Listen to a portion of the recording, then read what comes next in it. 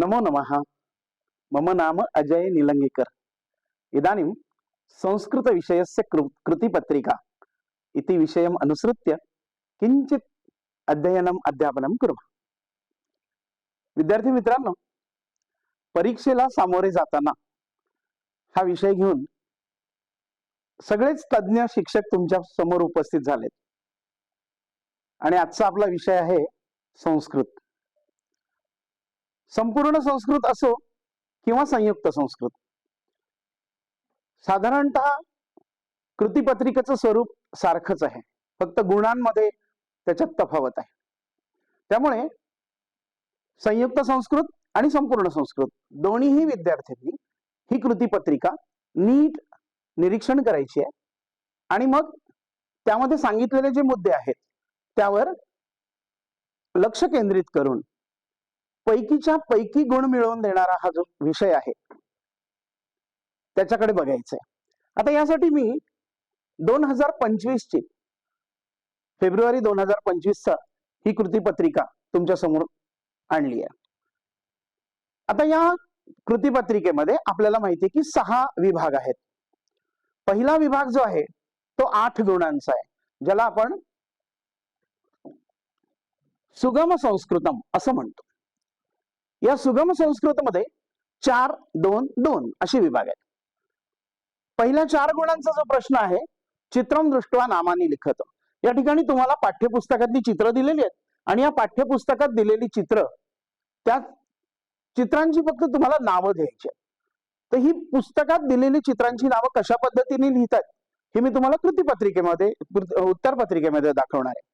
पण यासाठी सराव करायचा जो आहे तो तुम्हाला पृष्ठ क्रमांक 1, 2, 3 यावर जी चित्र दिलेली आहेत ही चित्र तुम्हाला रोज म्हणून पाहिजे, कारण ही रोज तुम्ही म्हटल्यानंतर तुम्हाला त्या चित्रांमध्ये जो ऱ्हस्व दीर्घाचा उच्चारण आहे किंवा या चित्रांना काय म्हणतात याचा चांगला सराव होणार आहे। म्हणजे पिहितपत्रम, योजनी, संदंशः, मृदुमुद्रा अशा पद्धतीचं रोजच्या रोज जर तुम्ही एक महिनाभर या चित्रांच्या नावांचं जर पठन केलं तर अतिशय सोपं हे 4 गुण जे आहेत ते अतिशय तुम्हाला लगेच मिळू शकतील। त्यानंतर जो भाग येतो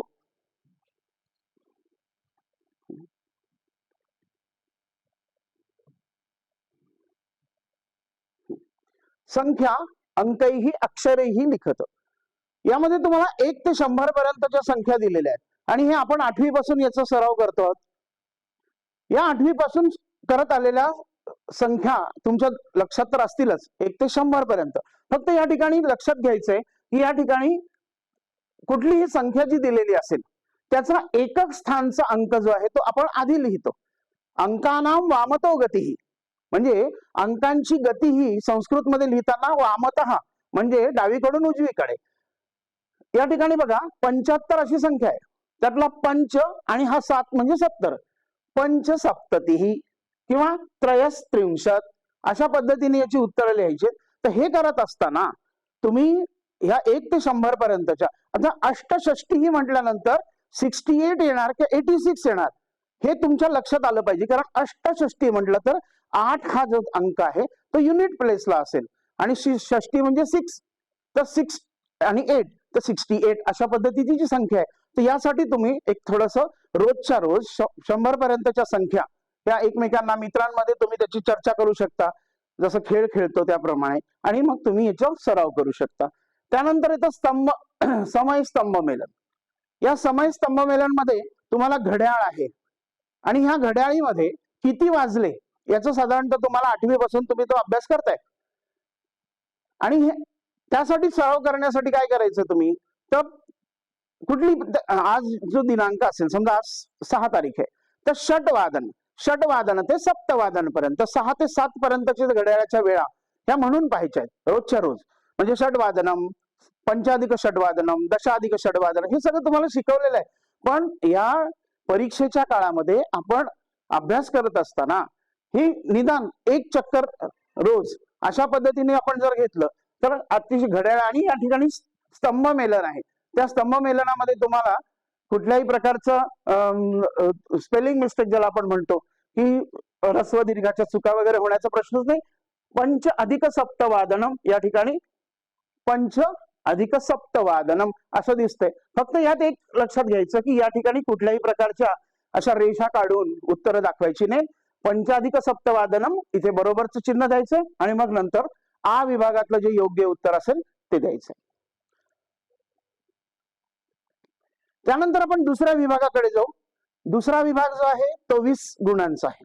या 20 गुणांमध्ये काय, 7-7 गुणांचे 2 परिच्छेद, एक परिच्छेद भाषांतरासाठी ज्याला आपण अनुवाद म्हणतो, आणि तिसरा जो आहे तो माध्यम भाषा या उत्तराचा. म्हणजे आपण तुम्ही जी माध्यम भाषा तुमची असेल, मराठी असेल किंवा इंग्रजी असेल किंवा हिंदी असेल, तर त्या माध्यम भाषेमध्ये तुम्ही उत्तर लिहू शकता. अशा पद्धतीची सोय आपल्या विभागीय मंडळाने आपल्यासाठी विभागीय मंडळाने राज्य मंडळाने करून दिलेली आहे. त्यामुळे तुम्ही ही भाषा निवडताना तुम्ही कोणत्या भाषेमध्ये याचा भाषांतर करू शकता त्या भाषेमध्ये तुम्ही उत्तर लिहायचंय. आता हे 7-7 मार्कांचे 2 जे परिच्छेद येणार आहेत त्यातला एक पहिला परिच्छेद हा प्रथम सत्रातला आणि दुसरा परिच्छेद द्वितीय सत्रातला, अशा पद्धतीचं साधारणतः गणित असतं. त्यानंतर अनुवादासाठी तुम्हाला 2च पाठ आहेत. एक आहे नदी सुक्तम, बरोबर आहे, म्हणजे गद्य विभागामध्ये जर आपण बघितलं तर नदी सुक्तम, या नदी सुक्तम मध्ये काय आहे तर त्या ठिकाणी संवाद आहे, आणि त्याचबरोबर नाट्यस्तबकम, ह्या 2च पाठांचा तुम्हाला व्यवस्थित अभ्यास करायचा. त्यानंतर म्हणजे ह्या डोक्यामध्ये आपल्याला नक्की बसलं पाहिजे 7-7-4-2, 7-7-4-2, 7-7-14, 4-18 आणि 2-20, अशा पद्धतीने गद्य विभाग हा 20 गुणांचा आहे. त्यानंतर पुढे आपण गेलो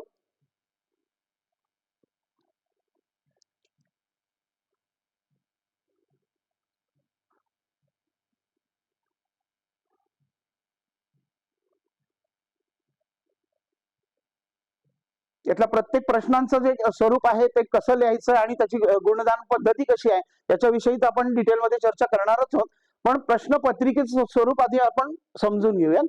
तिसरा विभाग जो आहे तो पद्य विभाग आहे, आणि हा पद्य विभाग 18 गुणांचा आहे. या 18 गुणांमध्ये तुम्हाला 4 गुणांसाठी एक कविता वाचायची आणि त्याच्या खाली असलेल्या कृती सोडवायच्या.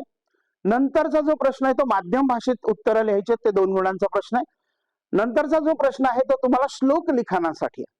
त्या श्लोक लिखाणांमध्ये काय करायचं तुम्हाला तर अगदी शुद्ध आणि जे योग्य पद्धतीने तुम्हाला 4 ओळींचा एक श्लोक आणि 2 ओळींचा एक श्लोक, अशा पद्धतीने 2 श्लोक तुम्हाला लिहायचे.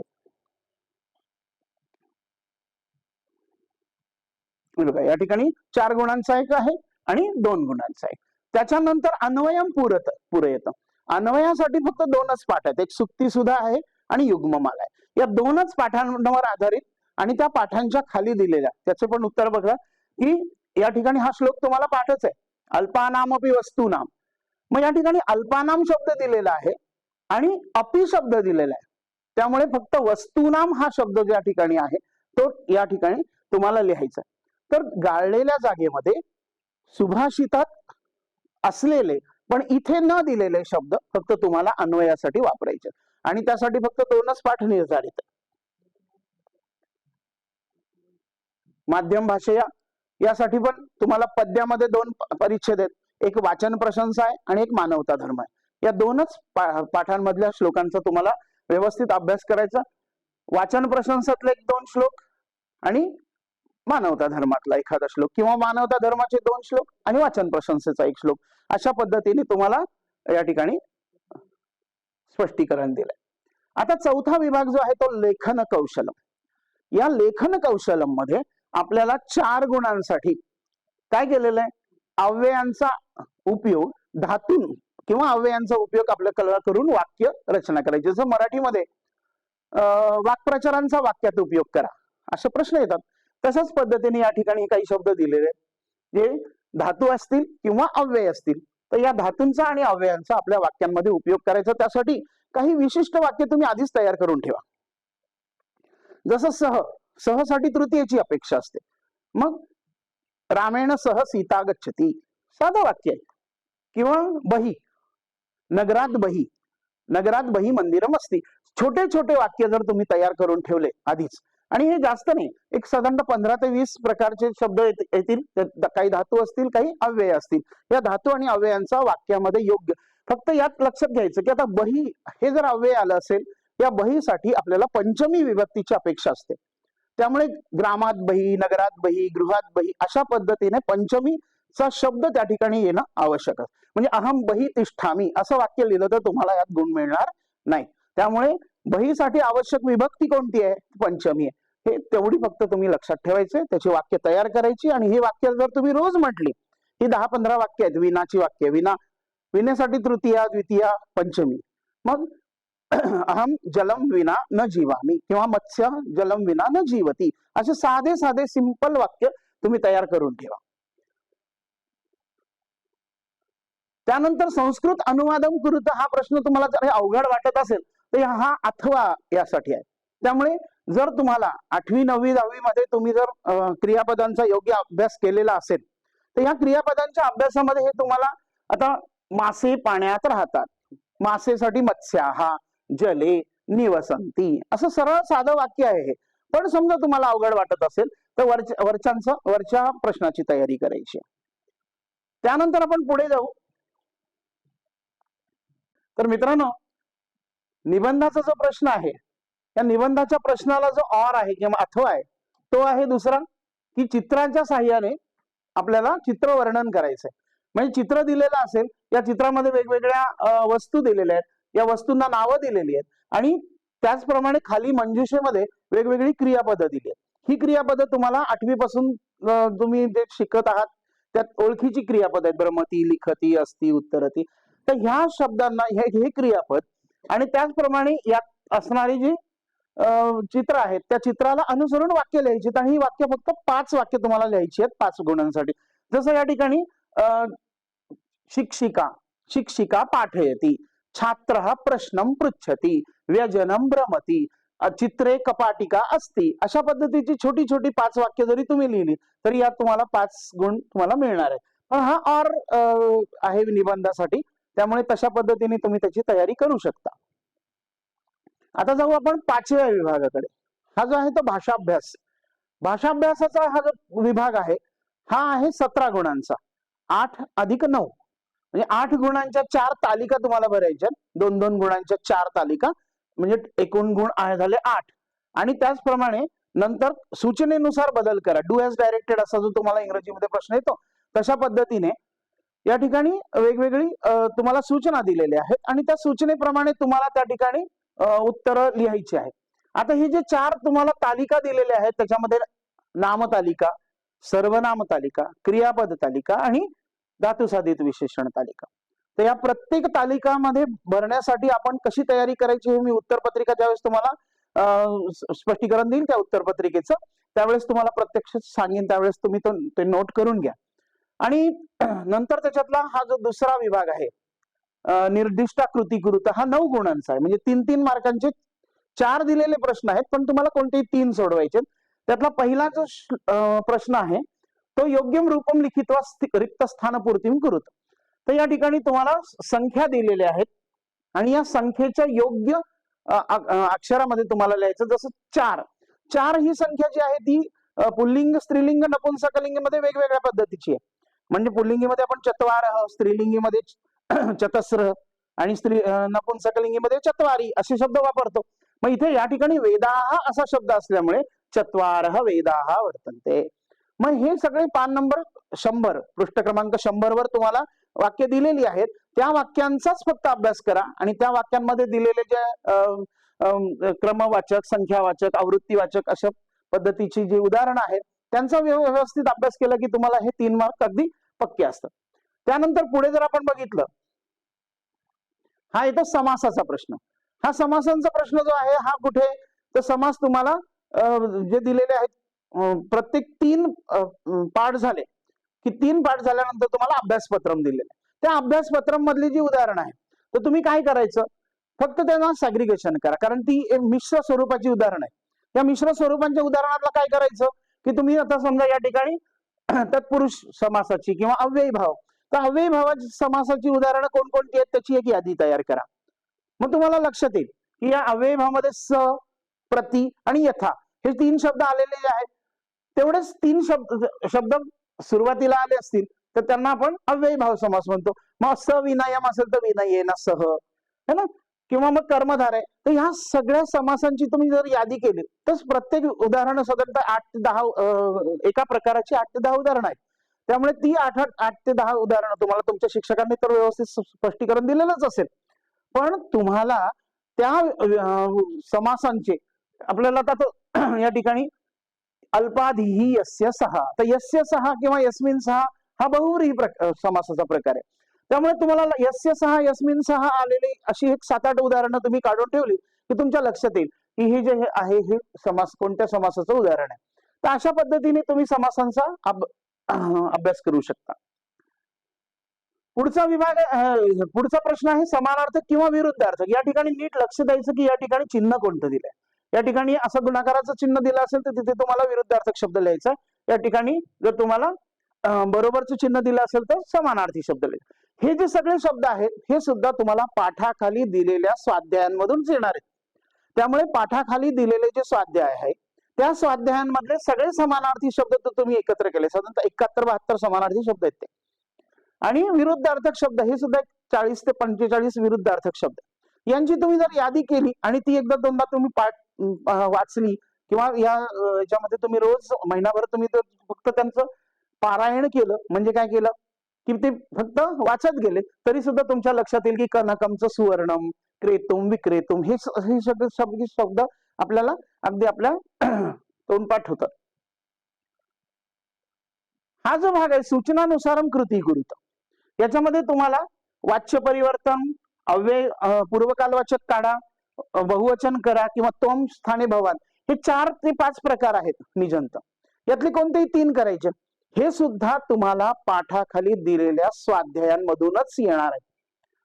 मग असं असताना तुम्ही काय करा की पाठाखाली दिलेल्या जे काही आहेत, आता वाच्य परिवर्तनाची फक्त 7 वाक्य आहेत. मग वाच्य परिवर्तनाची 7 वाक्य तुम्ही लिहून काढली. तुम्हाला तुमच्या शिक्षकांनी वाच्य परिवर्तन कसं करायचं असतं हे तुम्हाला शिकवलेलंच आहे. पण फक्त या ठिकाणी वाच्य परिवर्तनाची जी 7 वाक्य आहेत त्या 7 वाक्यांचा जर तुम्हाला सराव तुम्ही जर केला तर तुम्हाला वाच्य परिवर्तनाचं वाक्य अगदी सहजतेने त्याचे गुण तुम्हाला मिळू शकतील. किंवा तोम स्थाने भवान, तोम हा मध्यम पुरुषाचा आहे त्यामुळे त्याचं क्रियापद पण मध्यम पुरुषाचं असेल. तोमच्या जागी भवान टाकला तो प्रथम पुरुषाचा आहे तर इथे प्रथम पुरुषाचं. तर हे अगदी अतिशय सोपं आहे, ते सगळे शिक्षकांनी शिकवलेलंच आहे. पण तोम स्थाने भवानची जेवढी वाक्य आहेत तुम्हाला पाठ्यपुस्तकामध्ये पाठात स्वाध्यायामध्ये दिलेली ती पाठ्यपुस्तकातली वाक्य तुम्ही काढली तर एक साधारणतः 8 ते 10 वाक्य आहेत.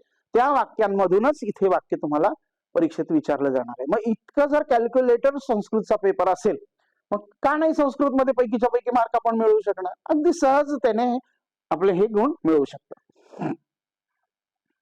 आता शेवटचा जो भाग आहे अपठित, या अपठिताच्या भागामध्ये काय येतं की एक अतिशय सोपा परिच्छेद येतो जो तुम्हाला पाठ्यपुस्तकामध्ये नाही. आणि या पाठ्यपुस्तकामध्ये नसलेला जो परिच्छेद आहे त्या परिच्छेदावर सोपे सोपे प्रश्न येतात. आता एकदम सोपं वाक्य बघा. सुंदरपुरम नाम किमपि नगरम आसीत् तत्र सुधीर नाम बालः प्रतिवसति स्म. आणि इथे वाक्य काय दिलंय, सुंदरपूर नगरे कः प्रतिवसति स्म. कः प्रतिवसति, बालकः प्रतिवसति किंवा सुधीर नाम बालः. इथे त्याचं उत्तर तुम्हाला अगदी सहजतेने म्हणजे खूप विचार करून किंवा त्यातनं असं हे नाही, तुम्हाला हा कॉम्प्रिहेन्शन ज्याला इंग्रजीमध्ये आपण म्हणतो तशा पद्धतीने सगळं आकलन करायचं या पाठाचं. या ठिकाणी एक प्रश्न येतो प्रातिपदिकम लिखत. प्रातिपदिक म्हणजे मूळ शब्द. आता मित्राणी हा शब्द आहे, या मित्राणीचं नपुंसकलिंगी असल्यामुळे प्रथमा एकवचन मित्रम होतं हे आपल्याला माहिती आहे. पण या ठिकाणी मित्रम असं अपेक्षित नाहीये. मित्राणी या शब्दाचा मूळ शब्द आहे मित्र. तस्य, तस्य हा शब्द कुठे येतो, तद शब्दामध्ये है ना. म्हणून तस्य हे या शब्दाचं प्रातिपदिक आहे तद. तिथे सहा किंवा एषः किंवा एतद असे शब्द प्रथमा एकवचन अपेक्षित नाही. पुढे बघू. सत्यम असत्यम लिखत, आणि ह्या सगळ्यांचं नक्की कसं लिखाण करायचं याचं मी तुम्हाला उत्तरपत्रिकेमध्ये सांगणार, त्यामुळे याच्यावर जास्त मी याचा भर देत नाही. त्यानंतर याच्यातला हा आ विभाग आहे तो पद्यांश दिलेला आहे आणि या पद्यांशाला दोन श्लोक दिलेले असतील. पहिल्या श्लोकावर आधारित काही प्रश्न विचारले जातात आणि दुसरा श्लोक जो आहे हा दुसऱ्या श्लोकामध्ये आपल्याला अशा पद्धतीने चार्ट भरायचा. मग ही तालिका असेल, है ना, फ्लो चार्ट असेल किंवा कुठलाही. तर अशा पद्धतीने अतिशय सोपा प्रकार आहे हा. अपठित जरी असला तरी अपठित असूनही अतिशय सोपा आहे. 8 गुण मिळवून देणारा हा प्रश्न आहे. 4 गुण जे आहेत ते गद्य विभागाला आणि 4 गुण हे पद्य विभागाला. तर अशा पद्धतीने हे आपण पत्रिकेचं किंवा ज्याला आपण कृतीपत्रिका म्हणतो त्याचं अवलोकन केलं. आता आपण उत्तर पत्रिकेकडे जाऊया. तर विद्यार्थी मित्रांनो, फेब्रुवारी 2025 ची कृतीपत्रिका तुम्ही समोर घेऊनच बसा आणि ती घेऊन बसल्यानंतर हा जो तुम्हाला तुमच्या समोर मॉडेल आन्सर शीट जी आहे हे मी मुद्दाम तपासून तुमच्या समोर आणलेली आहे आणि याला 80 पैकी 80 गुण दिलेत. तर हे 80 पैकी 80 गुण मिळवण्यासाठी उत्तरपत्रिका कशा पद्धतीने लिहिली पाहिजे, त्याच्यामध्ये कुठल्या कुठल्या बारीक सारीक गोष्टी आपल्याला लक्षात आल्या पाहिजेत, यासाठी ही उत्तरपत्रिका मी तुम्हाला दाखवतोय. तर दर्शना पवार नावाच्या विद्यार्थिनींनी सोडवलेली ही कृतीपत्रिका आहे. त्यात आपण पहिला प्रश्न जो आहे तो तुम्हाला या ठिकाणी बघा की एक लक्षात ठेवायचं आहे की उत्तरपत्रिकेमध्ये नवीन प्रश्न नवीन पानावर हे आपलं धोरण आहे. पण याचा अर्थ असा नाही की प्रत्येक प्रश्नाचं बीटच नवीन पानावर का. काही काही जण विद्यार्थी काय करतात, मग त्या ठिकाणी प्रश्न पहिला आहे त्याच्यामध्ये फक्त 4 नावं लिहायची तुम्हाला, पण 4 नावं लिहिण्यासाठी अख्खं पान वापरतात. तसं करायचं नाहीये. अतिशय सुटसुटीतपणे जर तुम्ही पेपर लिहिलात तर उत्तर पत्रिका तपासणाऱ्या शिक्षकांना सुद्धा तो आनंददायी ठरतो. आणि मग आनंददायी त्यांनी म्हणजे तो तुमचं जो त्याला आपण first impression is the last impression म्हणतो, तुमचं पहिलं पान बघितल्यानंतरच त्याला जे असं वाटलं पाहिजे की नाही रे, हा बहुतेक 100 गुणांचा म्हणजे 100% गुणांचा हा पेपर आहे. विभागाचं नाव व्यवस्थित लिहिलंय. या ठिकाणी तुम्ही जी चित्र आहेत, आता तुमच्याकडे उत्तरपत्रिका तुम्ही जर घेऊन बसल्या, प्रश्नपत्रिका घेऊन बसल्या असाल तर तुम्हाला लक्षात येईल या ठिकाणी फक्त प्रश्नाचा क्रमांक, त्याचा बीटचा क्रमांक आणि नंबर टाकलेला आहे. इथे कुठेही चुकूनही तुम्ही एक्स्ट्रा असा शब्द लिहायचा नाही. परीक्षकांना ठरवू द्या कोणता एक्स्ट्रा. आता या ठिकाणी त्यांनी 5च्या 5 चित्रांची नावं लिहिली आहेत, पण 5 चित्रांच्या नावापैकी पण फक्त 4च अपेक्षित आहेत. मग इथे 5वं जे नाव आहे, मग या ठिकाणी समजा कारवेल्लम तिक्तम असेल किंवा परीक्षेमध्ये री रस्व लिहिलं गेली तर या ठिकाणी 1 गुणाच्या ऐवजी अर्धा गुण मिळेल. मग तुम्ही इथे एक्स्ट्रा लिहिण्याचं भानगड तसं करायचं नाही. काय करायचं, या ठिकाणी तुम्ही लिहून ठेवायचं, परीक्षकांना let the examiner decide which bit is extra. त्यामुळे तुम्ही स्वतः कुठेही एक्स्ट्रा असं लिहायचं नाही. तुम्ही तुमचे 5 चित्रांची नावं लिहिली, खतम. या ठिकाणी सुद्धा 2च लिहायची आहेत. 2 लिहिण्यासाठी 2 गुण आहेत. व्यवस्थित बघा, 33 असा आकडा लिहून पुढे 33 लिहिलंय. तुम्ही सुद्धा असं नुसती उत्तर लिहायची नाही. या ठिकाणी काय 33-33, 75, 75 जे शब्द आहे हे तर उत्तर आहेत, पण या उत्तराच्या अलीकडे त्याचा प्रश्न म्हणजेच एक शब्द जिथे असतील त्या ठिकाणी ते लिहिणं आवश्यक आहे, म्हणजे तपासणाऱ्याला सोपं जाईल. अ विभाग आणि आ विभाग या ठिकाणी उत्तर दिली आहेत बघा. पंचाधिक सप्तवादनम. खरं तर इथे या ठिकाणी एक इज इक्वल टू किंवा एक बाण दाखवणं अपेक्षित होतं किंवा तर तो नाही दाखवलाय, पण लक्षात ठेवा या ठिकाणी अशा पद्धतीने उत्तर लिहायची की पंचाधिक सप्तवादनम याचं उत्तर 7:05. तर ह्या अशा पद्धती इथे कुठेही साईडला उत्तरं लिहायची नाहीत, कारण प्रश्नपत्रिका जे उत्तरपत्रिका तपासणारे जे परीक्षक असतात त्यांना एकाखाली एक गुणदान करायचं असतं. त्यामुळे अर्धा अर्धा अर्धा अर्धा टोटल झाले 2 आणि वरचे 4 आणि 2 आणि हे 2 टोटल झाले 8 आणि या 8 गुणाची एंट्री जी आहे ती या ठिकाणी घेतली जाते. त्यामुळे अशा पद्धतीने सिस्टमॅटिक जर तुम्ही पेपर सोडवला की हा पहिला प्रश्न आहे 8 गुणांचा आणि एकाच पानावर बसवलाय, त्यामुळे या ठिकाणी उरलेली जी जागा आहे ती सोडून दिली आहे, कारण आता आपल्याला दुसऱ्या प्रश्नाकडे जायचंय. दुसऱ्या प्रश्नाकडे जायचं असेल तर त्या ठिकाणी दुसरा प्रश्न नवीन पानावर तिने सुरुवात केली. आता द्वितीय विभाग आहे. या ठिकाणी अवबोधनासाठी तुम्हाला 3 गुण आहे. इथे सुद्धा बघा प्रत्येक ठिकाणी कुठेही प्रश्न लिहित बसलेली नाही पूर्ण, परंतु ज्या ठिकाणी तुम्हाला रिकामी जागा भरायची असेल त्या ठिकाणी नुसतं उत्तर लिहून चालणार नाही.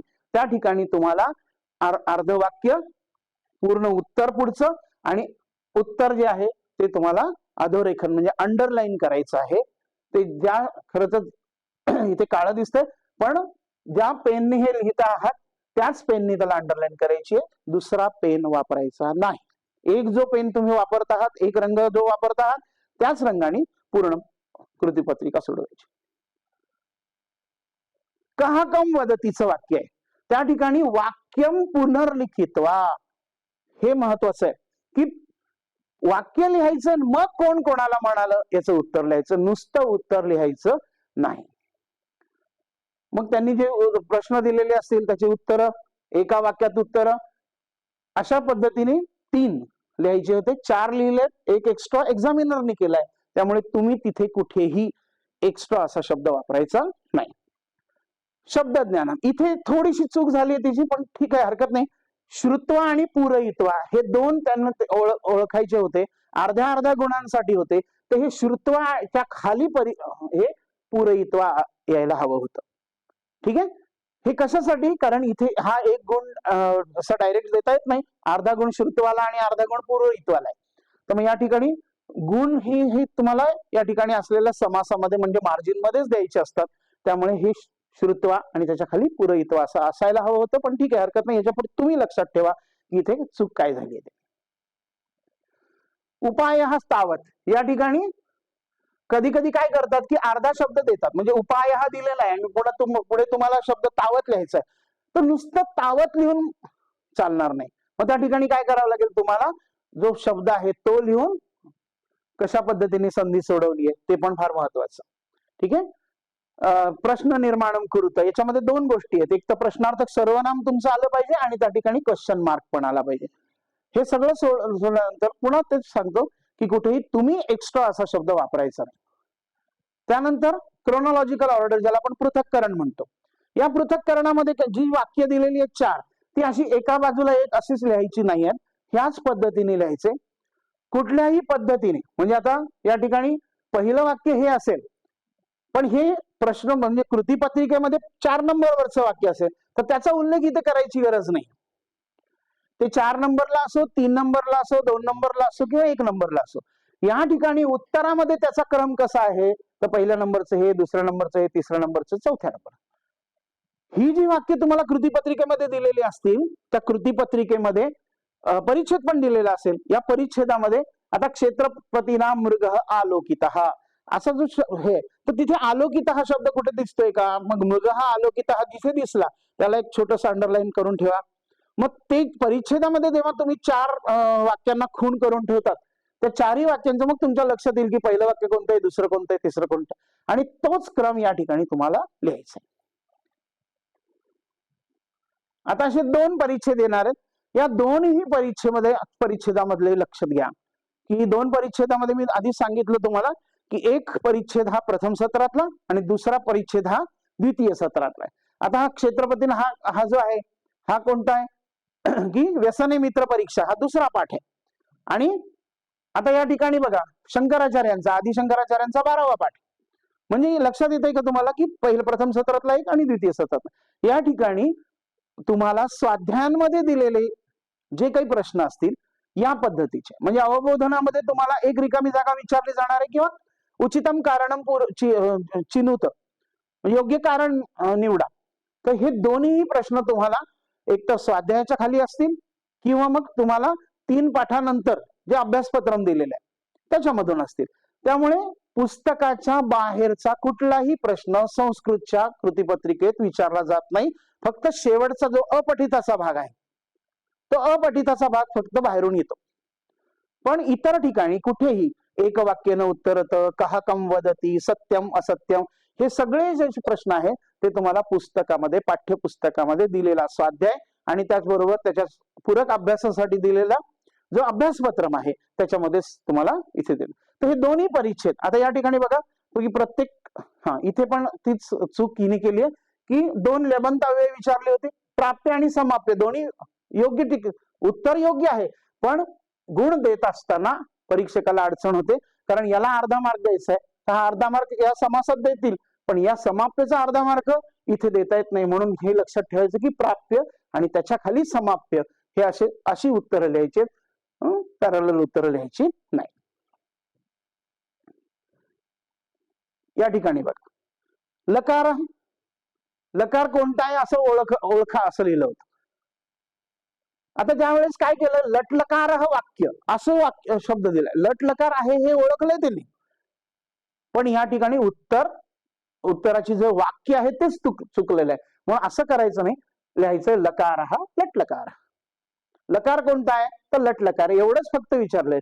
इथे लटलकार वाक्य असं नाही, एक तर वाक्य हा शब्द संस्कृत मध्ये वाक्यम पाहिजे, लटलकारस्य वाक्यम पाहिजे. मग इतक्या खोलामध्ये जाण्यापेक्षा तुम्हाला विचारलं काय, लकार कोणता आहे तर लकार कोणता आहे तेवढंच लिहा.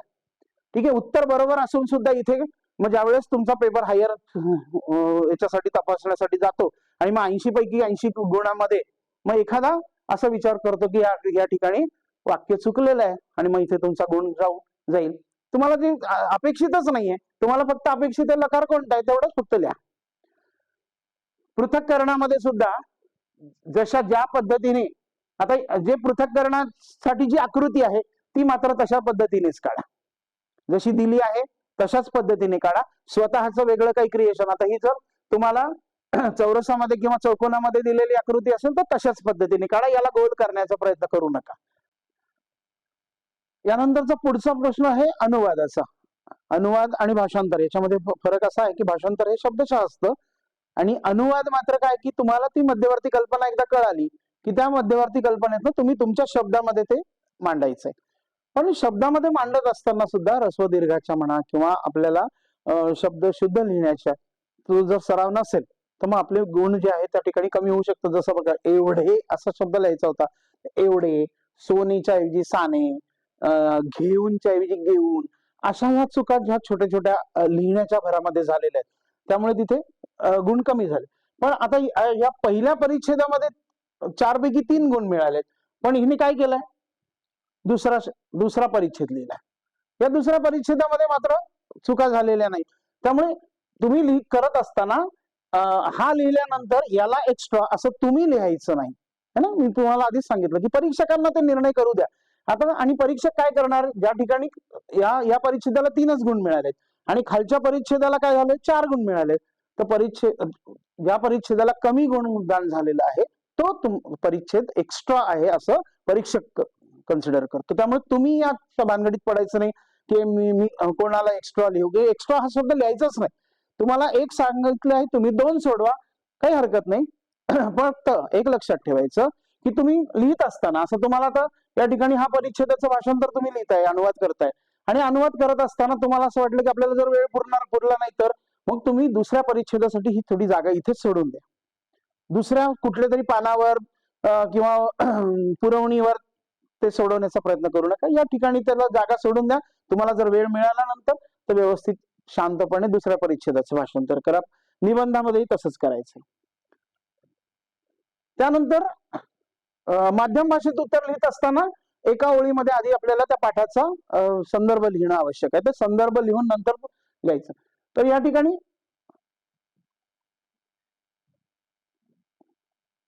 संदर्भ लिहिल्यानंतर प्रश्नांची उत्तर लिहित असताना परिच्छेद सोडणं गरजेचं आहे. कारण तुमचं जर 10-12 ओळींचं जर उत्तर तुमचं असेल तर तुम्ही 10-12 ओळींचा एकच परिच्छेद केला तर तसं चालणार नाही. म्हणून तुम्ही 5-6 ओळींचा एक पॅरेग्राफ, मग पुन्हा पॅरेग्राफ बदलायचा, परिच्छेद बदलायचा आणि मग नंतर अशा प्रकारे 2 ते 3 परिच्छेदामध्ये तुम्ही उत्तर लिहायचंय.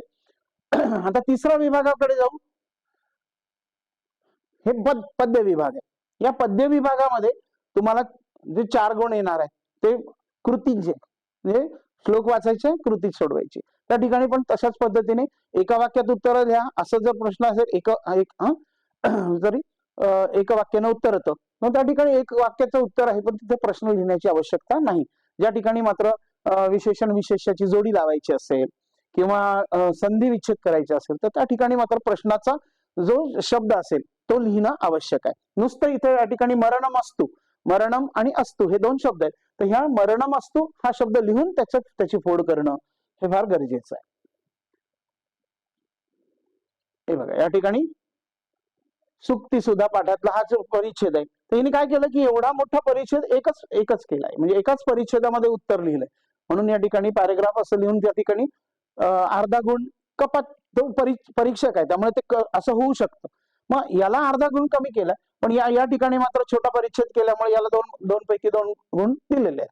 त्यामुळे जो अर्धा गुण आहे कापलेला त्या ठिकाणी सर्कल केला म्हणजे तो एक्स्ट्रा झाला.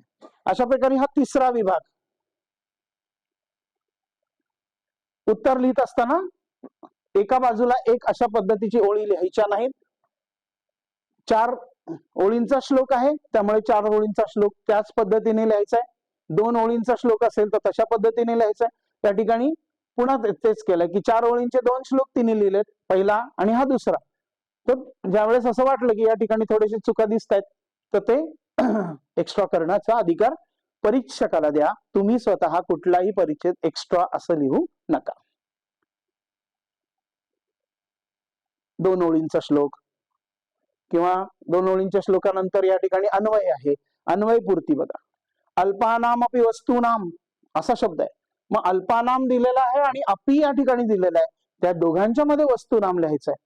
त्या वस्तुनाम लिहित असताना सुद्धा अ स्वर पुढे आलेला आहे, त्यामुळे म हलंत हवा. श्लोकामध्ये म हलंत दिलेला नाही. अल्पानाम अपि वस्तुनाम तिथे अनुस्वार दिलाय, पण इथे मात्र लिहित असताना अ समोर आल्यामुळे इथे म हलंत लिहिलं. ह्या छोट्या छोट्या गोष्टी आहेत, त्या तुम्ही लक्षात ठेवा. आता 5वा विभाग आहे. त्या 5व्या विभागामध्ये तुम्हाला परिच्छेद मध्ये सांगितलं की 8 गुणांचा आहे आणि 9 गुणांचा असे 17 मार्क आहेत. इथे लक्षात ठेवा की तुम्हाला पान नंबर 20 वर भगवत आहे, शशीन आहे, आत्मन आहे, राजन आहे असे शब्द चालवून दिले. त्या ठिकाणी एक कीवर्ड तुम्हाला मी एक उदाहरण देतो, त्याच्यानुसार तुम्ही स्वतः हा कीवर्ड तयार करा. जसा तृतीयच आहे बघा, आ भ्याम भी तृतीय. आता हा आ भ्याम भी म्हणजे काय? मग मरुत आलं तर मरुता मरुद्भ्याम मरुद्भिही, जगता जगद्भ्याम जगद्भिही, किंवा भगवत आलं तर भगवता भगवद्भ्याम भगवद्भिही.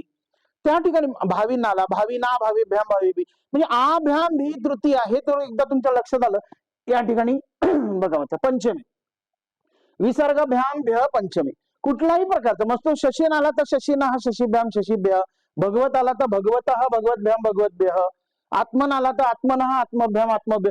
हा कीवर्ड तुम्ही एकदा पाठ तयार करून ठेवला तर हे 3 मार्क तुमचे अगदी पक्के आहेत, कुठेही जात नाही. या ठिकाणी बघा सर्वनाम तालिकेमध्ये तुम्हाला तद पुल्लिंग आणि तद स्त्रीलिंग हे 2 शब्द फक्त पाठ करून ठेवा आणि या 2 शब्दांच्या रूपावरच बाकीचे सगळे रूप इथे येणार. आता बघा द्वितीय आहे, द्वितीय विचारलंय डॅश तौ तान द्वितीय. हे लिहित असताना तम तौ तान द्वितीय, जर या ठिकाणी जर एतौ एतान जर असेल तर एतम एतौ, किंवा यम या ठिकाणी यौ यान असे शब्द असेल तर यम यौ यान द्वितीय. म्हणजे तदची रूप तुम्हाला जर पाठ असतील तद पुल्लिंग आणि तद स्त्रीलिंग तर या ठिकाणी ह्या चार्ट मध्ये तुम्हाला 2 मार्क अगदी पक्के तुमचे. त्यामुळे 2च शब्द पाठ करायचे, कोणते? तद पुल्लिंग तद स्त्रीलिंग. मग तदनुसार यद असेल, किम असेल, अन्यत असेल, हे सगळे शब्द याच्यानुसारच चालतील. त्याच्यासाठी तुम्हाला अजून काही जर अडचणी असतील तर तुम्ही तुमच्या शिक्षकांना जरूर विचारा. आणि एक लक्षात ठेवा, तद पुल्लिंग स्त्रीलिंग शब्द हे 2 पाठ केले की हे 2 गुण आमचे तुमचे पक्के. लटलंग लोटलिंग याच्यामध्ये 4ही प्रकार जे 4ही आपल्या क्रियापदांचे प्रत्यय आहेत ते प्रत्यय तुम्हाला पाठ करा. एक अर्धा मिनिट सुद्धा लागत नाही प्रत्यय म्हणायला. तर तुम्ही रोज सकाळी हे प्रत्यय जे आहेत म्हणजे लट ती अलंगत लोट तू लिंगी तीतः अंती सीथत मी ते इथे अंते से इथे द्वेई वय. तर एक लट लकाराचं एक म्हणायला हार्डली 10 सेकंद लागतात. पण हे लिहित असताना लोट लकार तर तुम्हाला दिलेलाच आहे. लोट म्हणजे तू ताम अंतू, मग कथय तू दिलेला आहे, ताम आणि अंतू तुम्हाला लावायचे. या ठिकाणी 1, 2 आणि 3 गोष्टी तुम्हाला कोणत्याही दिलेल्या असतील, फक्त मधल्या 2 रिकाम्या जागा तुम्हाला भरायच्या. त्यासाठी तुम्ही जर प्रत्यय पाठ केले कुठले तीतः अंतीपासून इरणपर्यंतचे एवढे फक्त 4 जे प्रत्यय आहेत तेवढे जर पाठ केले तर हे सोडवणं काहीच अवघड नाही. आता बघा मी वह मह हा प्रत्यय आहे, मग एक गमिष्यामी दिलेला आहे तर गमिष्यावह गमिष्यामह, किंवा त्यांनी गमिष्यावह दिलाय तर मी आणि मह हे एवढंच लिहायचंय. त्यामुळे ती ओळ जर तुम्हाला पाठ असेल तर मग ह्याच्यासाठी सराव करण्यासाठी तुम्हाला रोजच्या रोज हे प्रत्यय म्हणणं, आणि हे सगळे प्रत्यय तुम्ही 4ही प्रत्यय म्हटले तर हार्डली किती 1 मिनिटाचं काम आहे. पुढे बघा धातुसाधित विशेषण तालिका पान नंबर 78 काढायचं. पान नंबर 78 वर जे कृत्य हा दिलेला आहे त्या ठिकाणी अनीय प्रत्ययवाले कृत्य हा फक्त लक्षात ठेवा. म्हणजे मुक्त हे इतकं सोपं आहे बघा. मुक्तवान तर त्यांनी दिलेला असेल तर त्यातला फक्त हा वान काढला तर उरलेला जो मुक्त आहे तो इथे राहणार, त्याला विसर्ग लावायचा. वंदितवानचा वंदित, वंदित दिलाय त्याला वान लावा. कृतवानचा वान कट केला तर कृत, हे अगदी एकमेकांशी सायमल्टेनियसली तुम्ही करू शकता. या ठिकाणी सगळ्यांना अनीय अनीय अनीय प्रत्यय जोडायचे. त्यामुळे तुम्ही पाठ करत असताना सुद्धा म्हणजे ज्यावेळेस तुम्ही पान नंबर 78 काढलं, गतः गतवान गमनीय गच्छन, हे वाक्य तेवढं या ठिकाणी गतः गतवान गमनीय गच्छन, गतः, मग त्या ठिकाणी कुठलाही शब्द आला, पठितः पठितवान पठनीय पठन, हे शब्द इतके सोप्या पद्धतीने तुम्हाला पान नंबर 78 वर दिलेले आहे. फक्त त्या ठिकाणी एक लक्षात ठेवायचं की कृत्यामध्ये आपल्याला अनीय प्रत्यय लावायचा. पुढे हे सांगितलं मी तुम्हाला आधी सांगितलं. पान नंबर 100, पान नंबर 100 वरची ही जी 16-17 वाक्य आहेत ती 16-17 वाक्य तयार करून ठेवा. या ठिकाणी 3 गुण जे आहेत ते तुमचे अगदी पक्के असतात डू एज डायरेक्टेड मध्ये. इंग्रजीमध्ये असतं ना तशाच पद्धतीने ते प्रयोगाचे वाक्य आहे किंवा संख्यावाचक वापरा, समास आहेत, समानार्थी विरुद्धार्थी, तर हा ग्रामर सेक्शनचा भाग आहे ज्याला आपण भाषा अभ्यास असं म्हणतो. तर पुढे समासाचा विग्रह करा. त्याच्यासाठी मी तुम्हाला आधीच सांगितलं की सामासिक शब्द तुम्हाला अभ्यासपत्रामध्ये दिलेले आहेत आणि समासाचं जे चॅप्टर दिलेलं आहे त्याच्यामध्ये. तर तुम्ही फक्त काय करायचं की जसं हे सांगितलंय की तत्पुरुष, तत्पुरुष समासाची उदाहरणं एक 10-12 उदाहरणं पुस्तकामध्ये दिलेली आहेत. पुस्तकांच्या बाहेरचं कुठलंही उदाहरण तुम्हाला विचारण्यात येणार नाही. त्यामुळे पुस्तकामधल्या उदाहरणांची जर तुम्ही यादी केली आणि त्याच्यामध्ये ठरलेलं आहे बरं का, षष्टी तत्पुरुष फार आवडत आहे प्रश्नपत्रिका तयार करणाऱ्यांचा अगदी, त्यामुळे एक षष्टी तत्पुरुष, एक बहुव्रीहीचा, एक त्याच्यानंतर एक अव्ययभाव, अव्ययभावाचं एक उदाहरण असतंच. तर हे तुम्ही त्याचा थोडासा एक ठोकताळेपणा करून व्यवस्थित जर त्याच्या याद्या तयार केल्या ना तर अगदी सोपा प्रश्न आहे. त्यानंतरचा प्रश्न आहे कनकम, जसं लिहिलंय की बरोबरचं चिन्ह असेल तर तिथे समानार्थी लिहायचं, विरुद्धार्थक गुणाकाराचं चिन्ह असेल तर विरुद्धार्थ, यासाठी सुद्धा याद्या तयार करा. याद्या तयार करून त्या एकदा 2दा-3दा वाचलं की तुम्हाला ते पाठ होऊन जातील. हे सुद्धा सूचनानुसारम कृती कुरुत, या सूचनानुसारम कृती कुरुत मध्ये सुद्धा जसं इंग्रजीमध्ये चेंज द व्हॉइस असतो तसं इकडे आपल्याकडे प्रयोग, त्या प्रयोगाला शब्द काय वापरला की त्यांनी कर्तृवाच्य कर्मवाच्य वाच्य परिवर्तन, त्या वाच्य परिवर्तनाची 7च वाक्य आहेत. तर त्यातलं एक वाक्य इकडे येणारच आहे विचारणार आहे. तर तुम्ही काय करा, वाच्य परिवर्तनाची वाक्य 6-7 वाक्य आहे किंवा तम स्थाने भवान लिखत त्याची 5-7 वाक्य आहे. तर ही पाठ्यपुस्तकातली वाक्य एका वहीमध्ये जर तुम्ही अशी तयार करून ठेवली तर आणि तेवढी वाचली, त्याच्यामध्ये काही अडचणी आल्या तर तुम्ही तुमच्या शिक्षकांचं मार्गदर्शन घ्या की या ठिकाणी असं का आलं. जसं इथे पदवी अभिप्राप्ता मया, या ठिकाणी तर मयाचं जागी अहम आणि प्राप्ताचं प्राप्तवान, हे कसं झालं हे शिक्षकांनी तुम्हाला शिकवलेलंच असेल. पण तुम्ही त्या बाबतीमध्ये जर थोडस व्यवस्थित सखोल अभ्यास केला आणि त्याच्या याद्या तयार केल्या तर हे गुण अगदी तुम्हाला सोपे. आणि शेवटचा जो 6वा विभाग म्हणजे ज्याला आपण 6वा विभाग म्हणतो, या ठिकाणी पण एक वाक्य न उत्तरत, या ठिकाणी एका वाक्यात उत्तर लिहायचं असेल तर पूर्ण वाक्य. त्याच्यानंतर मी तुम्हाला आत्ता सांगितलं की ज्या ठिकाणी प्रातिपदिकम लिखत असा प्रश्न येतो, त्या प्रातिपदिकम लिखतामध्ये मूळ शब्द लिहायचा, त्याचं प्रथम एकवचन लिहायचं नाही. त्यानंतर सत्य असत्यसाठीचं एक वाक्य लक्षात ठेवा, सत्यम असत्यम साठी तुम्ही वाक्य लिहिणं आवश्यक आहे. नुसतं सत्यम नुसतं असत्यम असं लिहू नका. त्यामुळे कहा कम वदतीसाठी वाक्य लिहिणं आवश्यक आहे, सत्यम असत्यम साठी वाक्य लिहिणं आवश्यक आहे, योग्यम पर्यायम चिन्हतासाठी पूर्ण वाक्य लिहिणं आवश्यक आहे.